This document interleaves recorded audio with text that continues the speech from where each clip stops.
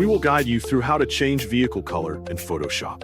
Quick disclaimer, skipping a single step will affect your final result, so you need to follow this step-by-step guide carefully. If this guide helpful, don't forget to like and subscribe. First, don't forget to comment if you still need our help or want to ask something, and we will reach you as soon as possible. Second, open Adobe Photoshop and open the photo containing the vehicle you want to recolor.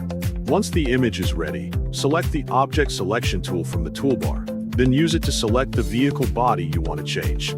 Carefully check the selection, and if Photoshop has missed any parts of the body, add those missing areas to the selection so the entire exterior is included. Next, remove the windows, tires, lights, and any other parts that should keep their original color, making sure only the vehicle areas you want to recolor remain selected. After the selection is complete, open the Layers panel so you can create a non-destructive adjustment without directly changing the original photo. Click the new adjustment layer icon at the bottom of the Layers panel, then select Hue/Saturation from the available adjustment options.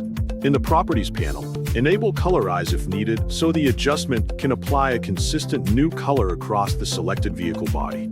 Now move the Hue slider to choose a new vehicle color, watching the image as you move through different shades until you find one that fits the vehicle and the overall photo.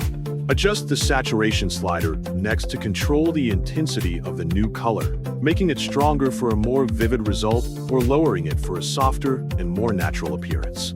If necessary, adjust the lightness slider to make the new color brighter or darker while checking the vehicle's highlights and shadows so the result still looks realistic under the original lighting. To compare the edited vehicle with its original appearance, hide and unhide the adjustment layer using its visibility key and check the before and after versions.